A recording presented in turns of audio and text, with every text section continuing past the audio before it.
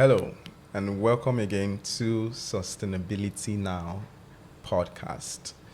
We've been having amazing conversations, and today we would still have another conversation, a follow up with the previous episode where we're talking about how organizations can positively influence or consciously influence consumer behavior in and further driving behavioral change in people.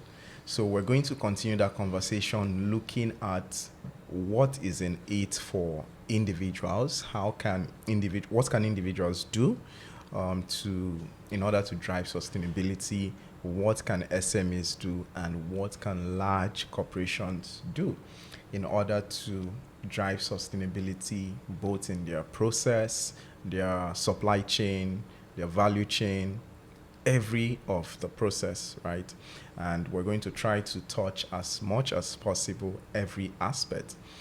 Before we dive into that, most times when people look at sustainability, the conversation shifts to climate change. And there's the argument about, is climate change true or false? Is it real or not real?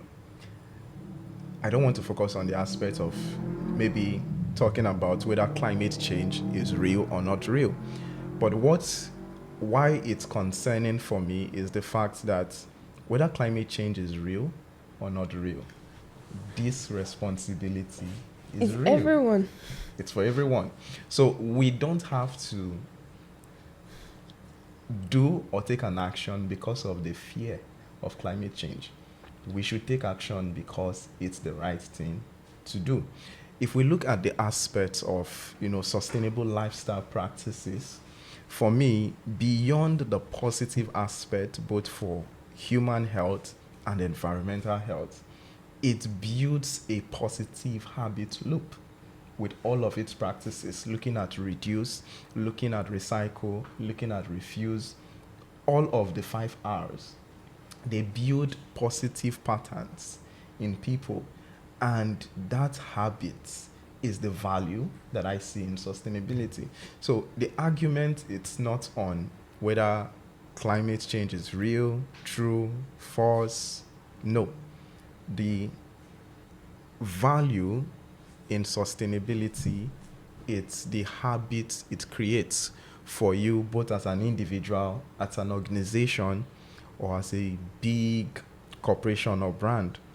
So that habit loop is very important, and we're going to try to buttress all of the positivities, all of the positive things that stem from those actions, right?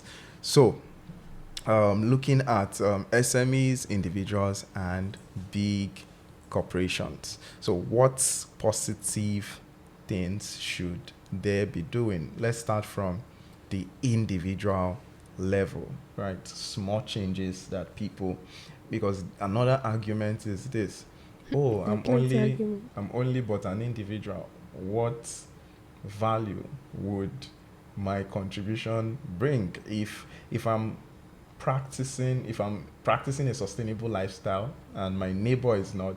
What's the value you get of mine? But it takes one individual at a time to start and begin to bring about the ripple effects. So for an individual like you and me, what practices do we overlook that can actually help? Okay. Individuals, it's make believe. When you see someone do something, it informs you that, oh, I can do it, oh, it's possible. It's not far-fetched again. It's not something you heard. It's something that you've seen and experienced, and you know that it's possible and doable. I think that's what I will say to that. And, the effect of taking responsibilities as an individual and how it affects other people. Just like you mentioned, it just takes one person to start. And then everybody will see the possibility and we begin to take steps, we begin to take actions. Then it becomes a communal effort. Then it becomes a regional effort, then it becomes a national effort. And from that, the mindset grows. And we travel, we're not static. So the mindset I've learned, I can take it to another region and cultivate that habit because I've seen it being implemented and I have the expertise to encourage those that I'm living with now to imbibe it. So it transports. Humans are like one of the most effective ways to transport ideas, right? Because whenever you travel, wherever you go to, you are going with whatever it is that you've learned. Nobody can take it away from you. And that way you can implement it in your new environment, right? So that's the value of individual acceptance, individual implementation. It's you. Nobody can take it away from you. What you've learned, you can teach other people, and they can in turn also teach another people. And whatever you see someone do, it's easier for you to duplicate that effort. So I think that's it. Okay, great. So in terms of looking at carbon footprint for individuals, right? What practices in terms of say energy usage, water usage, and the likes of that? Because these are just little things that we think are not useful. Most times we're too lazy to turn off the switch. As little as that, right? It goes a long way. It goes a long way, right? Having to do just those little things, going a long way to not just turning on the shower and allowing the water run. Even whilst brushing. Exactly. The amount of water you're supposed to use to have your bath, but then you just allow the shower run for as long as 20-30 minutes, and that's wrong use of water. So a sustainable lifestyle is one that never encourages waste in any abuse. Waste and abuse in any shape or form. It's trying to see how you can maximize, conserve, ensure you're getting the best value, right? Why allowing that resource to last for a long time. So I think these are some of the practices individuals can imbibe. I think another aspect would be taking walks for maybe short distances. And some people see it as suffer now. Yeah. Why will I take walk? Order boat, or you take Okada, whichever your case, or you drive. Yeah. I cannot stress myself. But it's healthy. Yeah, it is healthy. Taking a walk for shorter distance, right? And I think even in some countries, they're already getting to use bicycles, that's cycling, encouraging more of cycling than having vehicles everywhere in the streets. Then the public transport systems are being fixed as well, so that people can use more of public transport than having everyone. The more cars you have, but then road, for that, I think we need to educate people on the effect of that. Yeah. So I'm trying to think of how to. Okay, I'll use iron for example. Yeah. Imagine you go to a public space to iron, and in a room you have 100 people using iron, and everyone has their individual iron. Do you know how hot that place will be because of the heat emitted? But imagine there's one iron that everybody's using, is industrial iron, and then it gets the job done faster. That way everybody can take turns.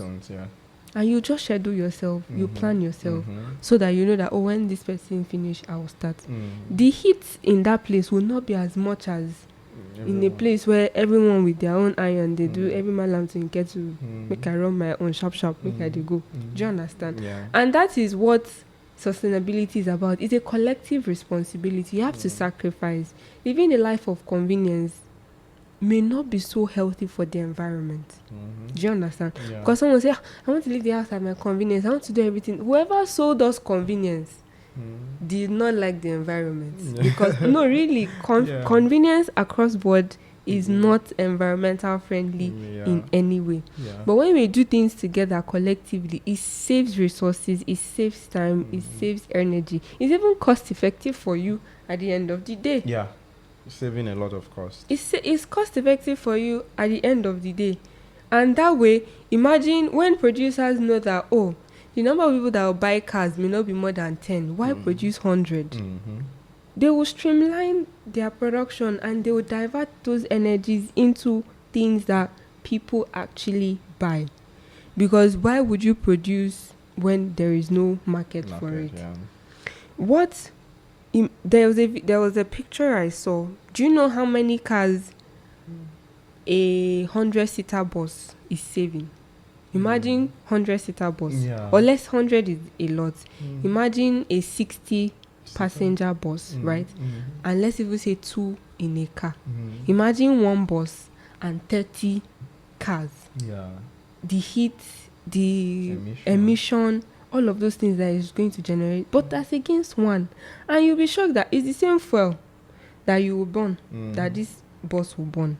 It's the same level of emission that you burn, that the car will burn. Some of these buses are even electric. Yeah. So EVs. you can't even you can't compare. So imagine the waste generated by 30 people as against the waste generated by one person, right?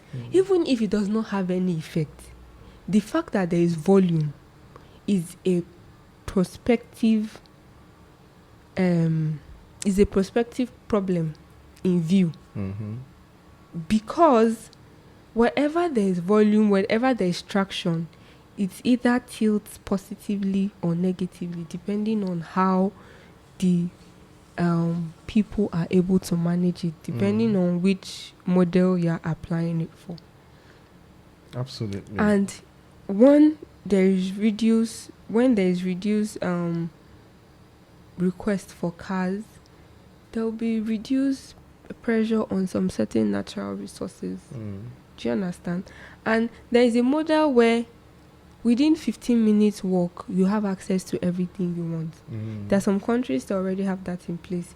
Within a radius of 15 minutes, there's convenience store, there is hospital, there is school, there is church, there is everything you need for a community. Within 15 minutes walk. It's a 15 minutes rule. So wherever you go in any community, you know that I'll find what I need. So if you know that within 15 minutes walk or 10 minutes, there would be no need for you to drive. There wouldn't be so much need for mobility. But when you have to drive a distance to access what you need, it cascades down to why you make some certain decision. So a lot of these things are holistic, down to town planning, down to everything. They are interconnected, and ultimately they influence the choices we make as individuals. So if or when we're better informed, you might decide, I don't want to stay far from my office because I don't want to spend so much on transport, and it's doable. And once you're not staying far from your office, you definitely know that food is around or market is around. Everything you want is within a controlled environment. So some certain things that might have been a priority or a necessity if you were staying miles apart would not be a necessity or a priority. And that's on individual level. So goes to switching off AC. Some people just like the AC on. Open the window. Natural air is there for a reason. Open your windows. Let natural light come in. If there is no need for bright illumination, turn it off.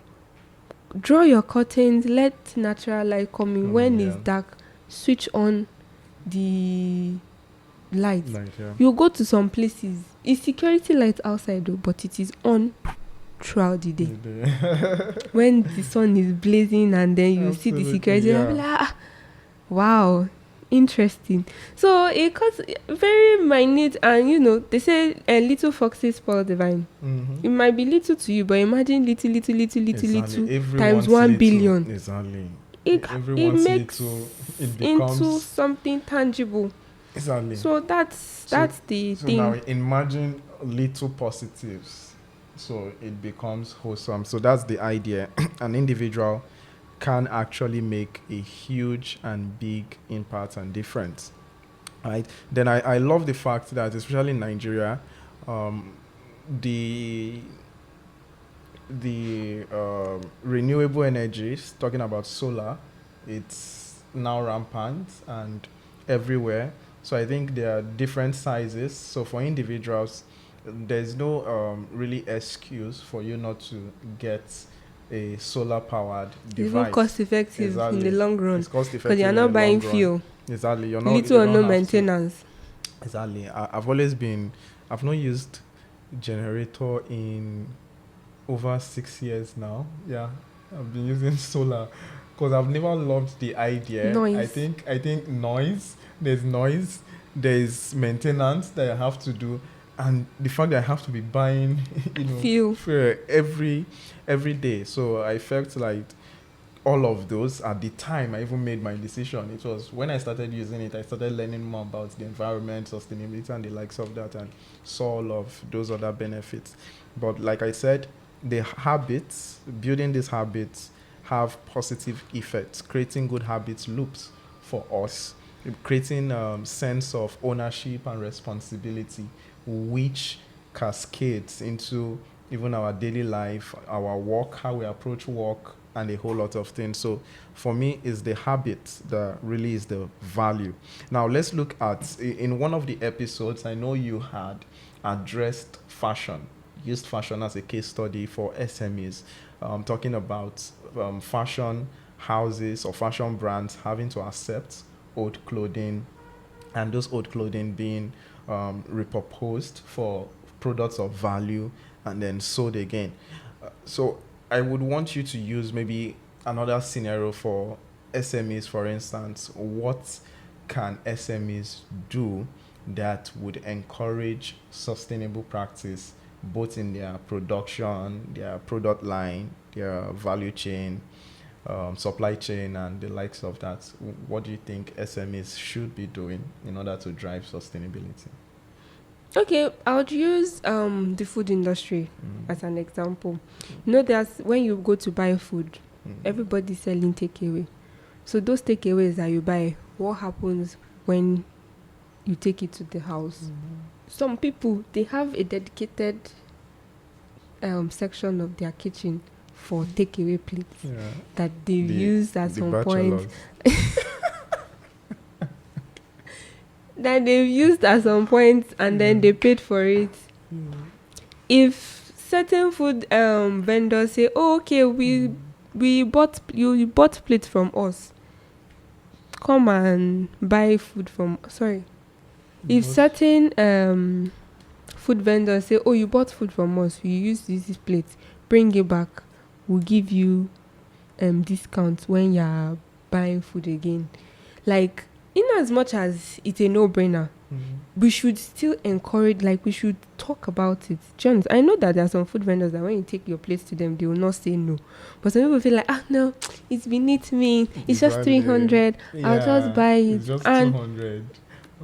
Or is, yeah. But now, takeaway is money. There are some Yeah. people that you pay what, if you calculate their cost of takeaway price point and the packaging is about 1,000 or 1,500 or 2,000. So I think that is quite an amount in some scenarios. But there are other ways that they can employ sustainable packages. People use bamboo.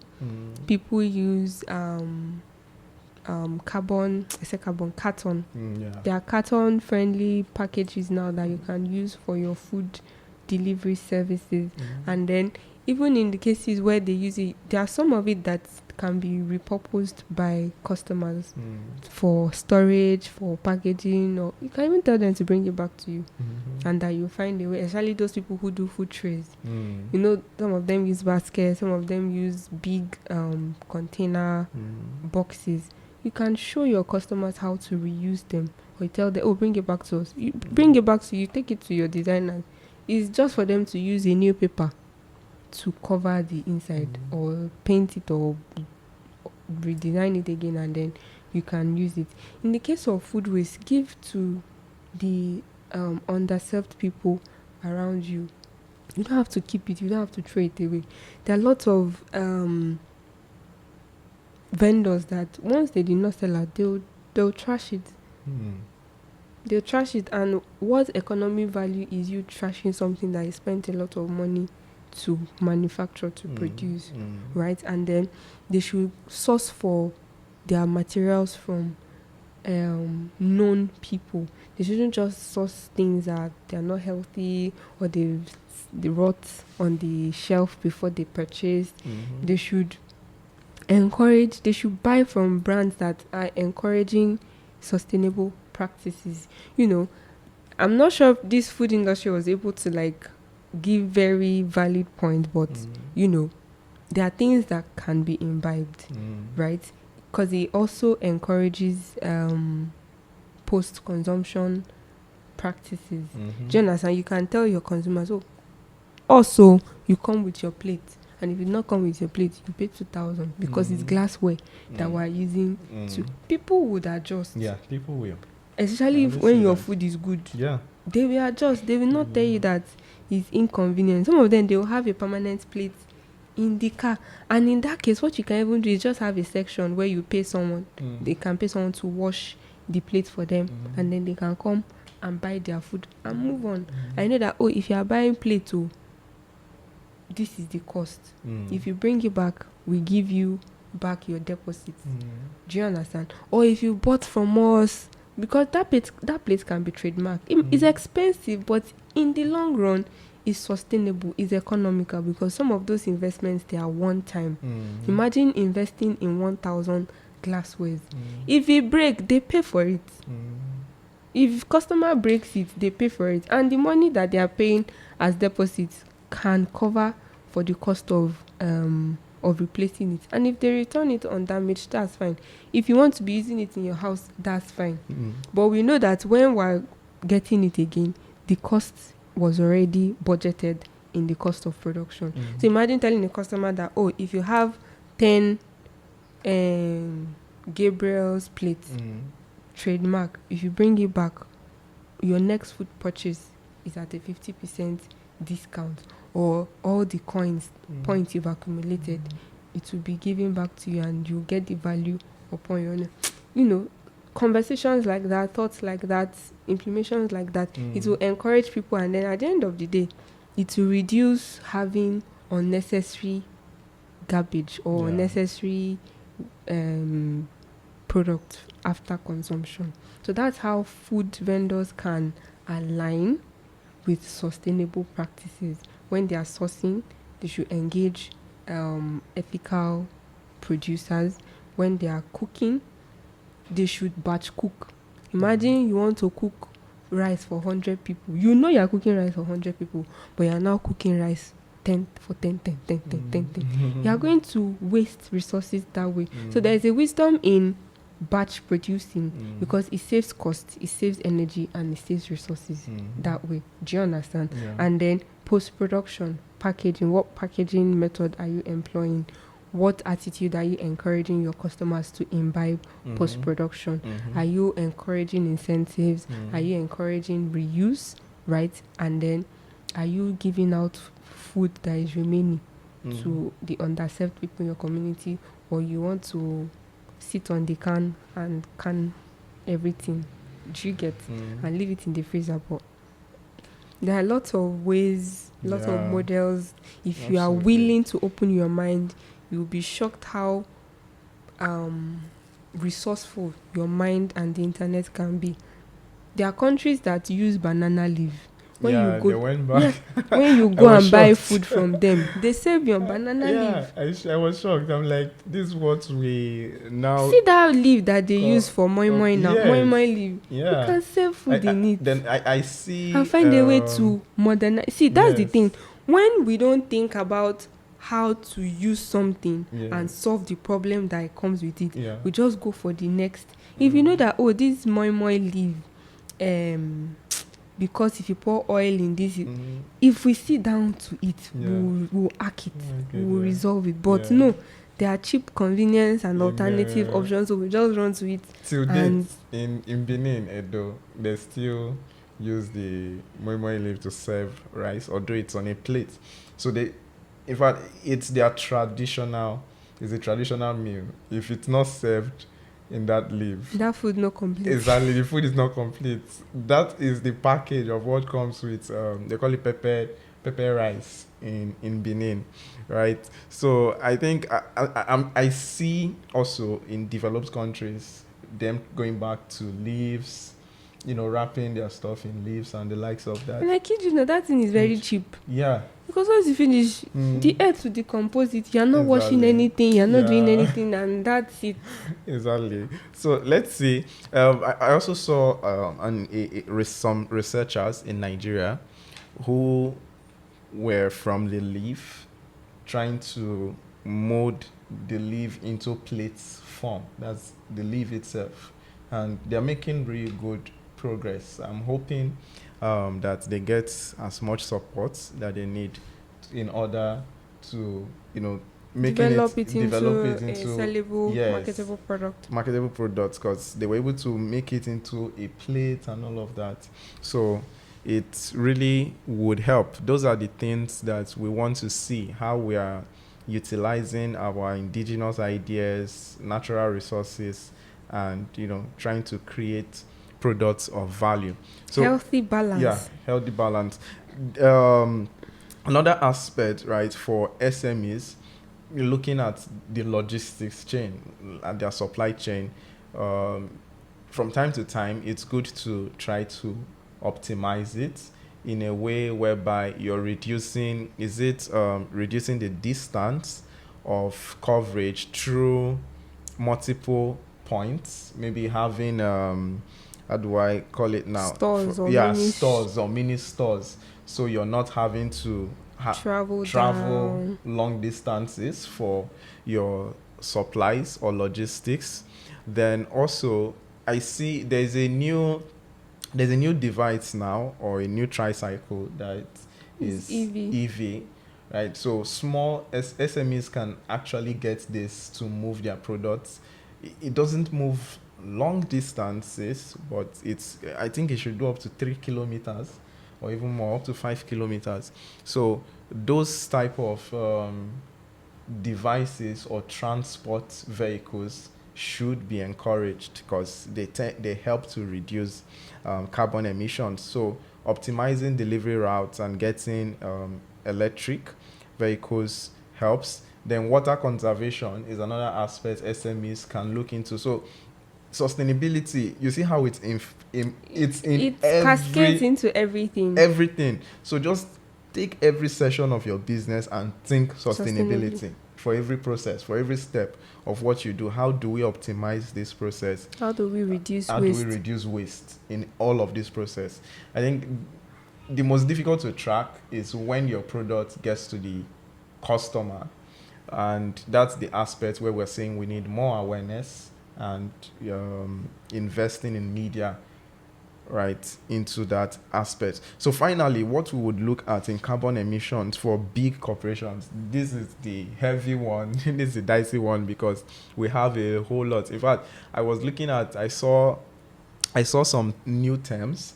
I know of greenwashing. There are more now. Greenwashing. There's a lot now. They have. What can I use? Greenwashing. They will cover this your tab in a bamboo cover, and then they'll call it that. Oh, it's a sustainable product. You just cover something that you use leaf to cover something that is in plastic. Exactly. Who are you deceiving? Yeah.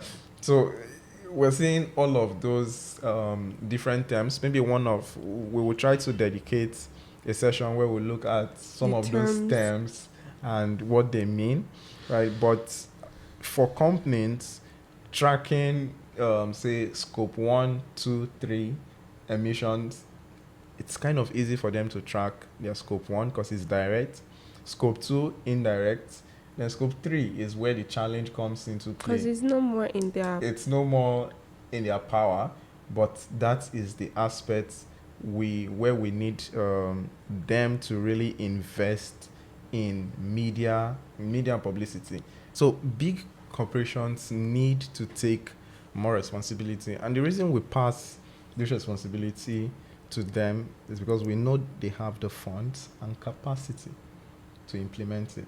So they should be able to take up that responsibility and begin to implement these aspects of awareness. They should be responsible for creating awareness rather than doing the reverse. I think there was a storyline around Coca-Cola Company where, the storyline around Coca-Cola Company where instead of educating customers, they did a kind of reverse cycle by blaming customers to say there's nothing wrong with plastics. You only need to just is it recycle or do this? Do you understand? So it wasn't an honest awareness. So Yeah. let me tell you why plastics are preferred, right? There's a study that shows that plastic came at a time when there was World War II. And imagine the traditional means of packaging. There were glass, there were metals, there were wood. And getting to war-torn zones through air relief, volume was a challenge. Weight was a challenge. So needed something that could be transported quickly, easily, and is lighter. Do you understand? And that was how plastic blew. Because imagine what you put in a glass jar. The glass jar was already weighing, say, 10 kg. Do you get? Or a metal jar was already weighing, and then you only have a carrying capacity of 100. How many can you get across at that point? Yes, plastic came as a solution at a time, undisputed. But the point is, it came as a solution, but we abused it. And research for humans is ongoing. You can't just research and stop. If you develop a product, you need to continue research the long-term effect of that product on the people that are using it. You can't just do a 1-year research and stop. That should not even be acceptable at any level, because there is a long-term effect, there's a short-term effect. Do you understand? And if you're able to measure the effects of your product on people, you'll be able to make necessary adjustments as time goes. For plastics, is either it wasn't done, or it wasn't paid attention to, or it was done and it was disregarded. Because in this case, I feel it was done and it was disregarded, because you cannot tell me that scientists didn't know they the have long-term some documentation. Exactly, the long-term effect. So plastic is convenient, it's cheap, is light, is effectable. I say it's effectable. It is effective, and it is a bender. You can bend it into whatever form, shape, size you want it. So it's very dynamic. It's a dynamic tool for producers. They want another alternative like that to develop into whatever. Cheaper, So, and most people have embraced it, and it has become a staple in production chain, which should be revisited. There are several other materials that can be used. There are several other ways that, yes, use plastic, but it shouldn't stop there. That's where post-consumption comes in. If you are using plastic, then it should be mandated that you should do post-consumption advertisement or post-production education for your customers. If you're not using materials that easily disintegrate into the environment. And that's when we now question, okay, so what are the values of these big corporations? Is it just for profit? Or you actually care about the people that you are producing from? I think big corporations mostly prioritize profit over social and environmental health and well-being. And it shouldn't be. Yes, it shouldn't. Because at the end of the day, the people that you want to buy from you, they will not have the... Imagine marketing a soda product to a sick person. Even the doctors will slap you that, do you want to kill this person? So, balance. So it's very important and necessary now that big corporations take the responsibility to educate users, just to ensure that there's proper guide and practices after consumers get their products. right? So we also highlighted that it goes beyond just sustainability and ESG reports. It goes to taking reaction on ground, right? Action is always the best inspiration. So let's take action. We'll see you in the next one. We look forward to your comments and feedback. See you soon.